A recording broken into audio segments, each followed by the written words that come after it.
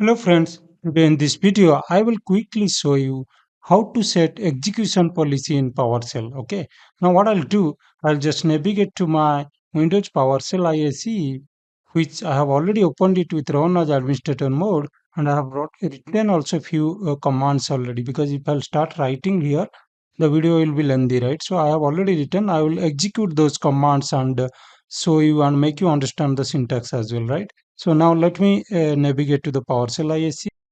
Now to set the execution policy, this is the basic syntax, guys. What you can do, you can specify set hyphen execution policy, then hyphen execution policy is the parameter name, and then you need to specify remote signed, right? So if I'll execute this, you can able to see you will get this pop-up, right? So just select yes to all and you are done, right? Now one more way is you can also do this for the current user. So for that also you can specify like this. So what you need to do in that case, you need to specify the scope as current user. Okay, so if I'll execute this particular command, then you can able to see again it will ask me that the same pop-up, and I will just say yes to all, and it is done now. It is now set for the current user. Okay, now another thing is that you can also specify this one for the local machine itself. Okay, so for the in that case you need to specify scope as local machine. But one more thing, important thing here is you need the local admin rights to execute this. If I'll execute, it needs the local admin rights, because I have already the rights, so it didn't allow means ask me again, and I have already running it with the administrator privileges also, right? So it is not allowed. Now what you can do, you can also use this as the local machine scope, right? So in that case you need to specify the scope as local machine.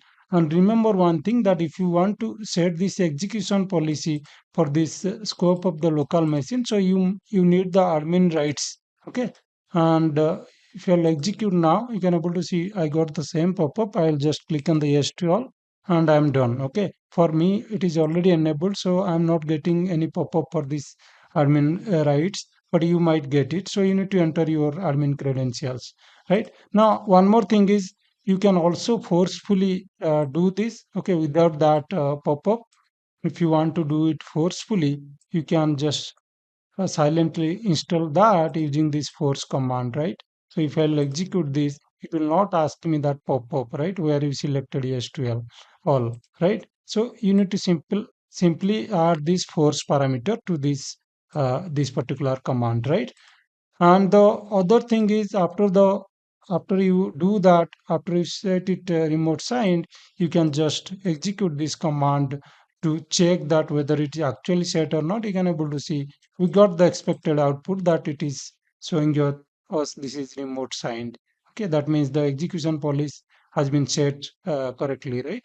So this way you can set the execution policy, guys, for the scope of current user, or for local machine, or I mean as a normal user. So like this you can set the execution policy. So that's it for today, and I thought to show you how to set the execution policy in PowerShell, and this way you can do that using these commands, right? Thanks a lot for watching this video. If you found this video little helpful for you, kindly subscribe to our channel to support us, so that you will get a lot of free Azure tips and helpful Azure PowerShell commands and different Azure CLI commands as well.